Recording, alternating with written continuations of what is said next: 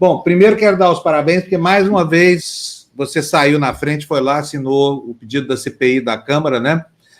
Como é que está essa questão? Vai sair? Porque no Senado está difícil. O Rodrigo lá disse que não tem clima, talvez não tenha nem motivo.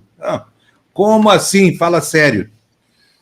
Bom dia, Fábio. Bom dia, Florestan Júnior. Bom dia, Luciana. É um prazer estar aqui com vocês.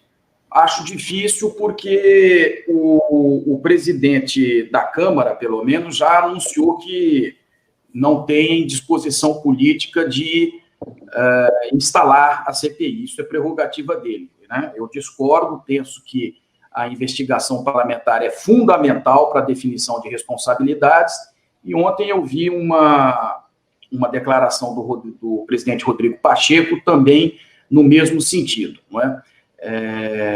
Lamento, porque desde o início já se viu que o presidente da República subestimou a doença e veio numa escalada de erros que culminaram com o caos que se anuncia, né? Infelizmente. Mortes aos montes, eu todos os dias aqui transmitindo mensagens de condolências para várias pessoas.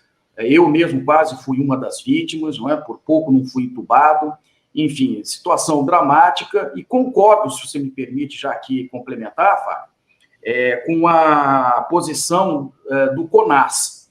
Não adianta mais um estado fechar muito, outro estado fechar menos, porque a alta transmissibilidade dessa nova variante do vírus impõe que sejam unificadas as medidas em todo o território nacional. Ou isso, ou vamos sucumbir. Eu talvez acho que faria um caminho parecido com o que as emissoras de televisão e da grande imprensa brasileira fizeram lá no início, né?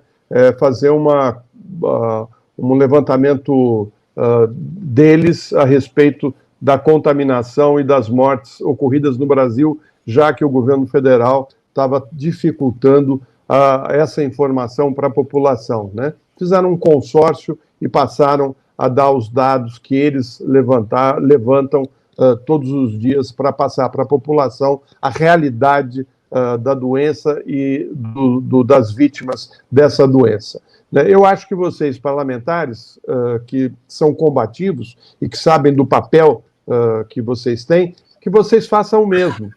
Reúnam os parlamentares que estão preocupados com o país e comecem uma CPI paralela de um grupo de vocês, né, ouvindo governadores, prefeitos, levantando questões com os secretários, e vamos ver o que acontece, porque se não dá para trabalhar dentro da Câmara, já que está todo mundo em casa, né, através do home office, então que vocês façam essa CPI, né, fora do Congresso. Reúnam os partidos e parlamentares preocupados e façam essa CPI, né? Certamente vocês vão ter a cobertura de boa parte da imprensa brasileira.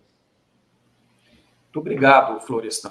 É uma ideia que eu reputo interessante, porque é de fácil operacionalização. Realmente é agregar os deputados que não estão comprometidos com essa pauta diversionista, não é?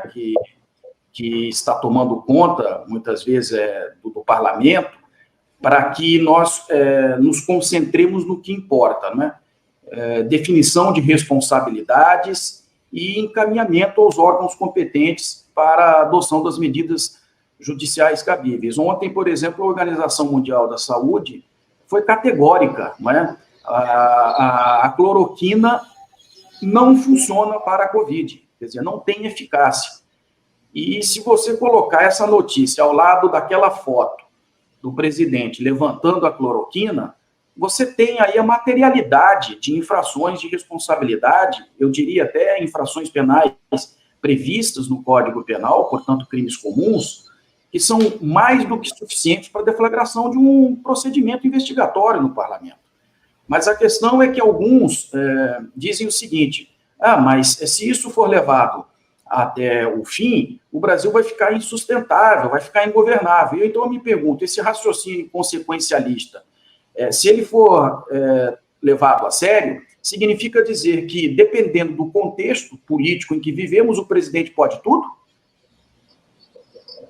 É verdade, não pode tudo.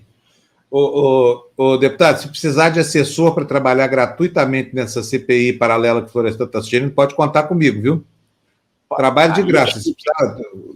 Vou trabalhar de noite de graça, porque a situação é muito importante que alguém tome uma iniciativa que seja capaz de devolver a racionalidade à vida pública brasileira, porque a gente não vê reflexo disso entre a população.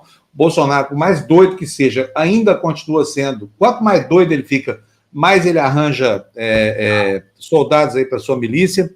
Então, não tem saída. Agora, passou da hora de parar esse maluco, não parou? Não passou, não, deputado? Está muito certo o Tasso Gereissati. Alguém tem que parar esse homem. Quando nós estávamos achando que ele ia diminuir o ritmo da sua proposital esquizofrenia política, ele me vem com a questão da máscara, né? Pois é, então, cada dia um comportamento mais insensato que o outro. O filho está dizendo que isolamento social não é nada. Aquela foto dele com o ministro da Saúde, sem máscara, ao lado do presidente da Câmara e do Senado, para mim é o retrato da irresponsabilidade, porque nós estamos precisando de um...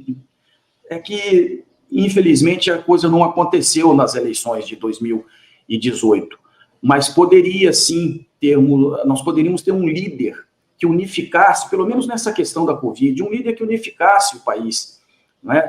Falasse assim, olha, vamos aqui somar energias, na hora da eleição, cada um vai para o seu lado, se for, e a gente debate. Mas como as pessoas estão morrendo, padronizar as ações, sentido de cooperação de estados e municípios, todo mundo remando no mesmo sentido.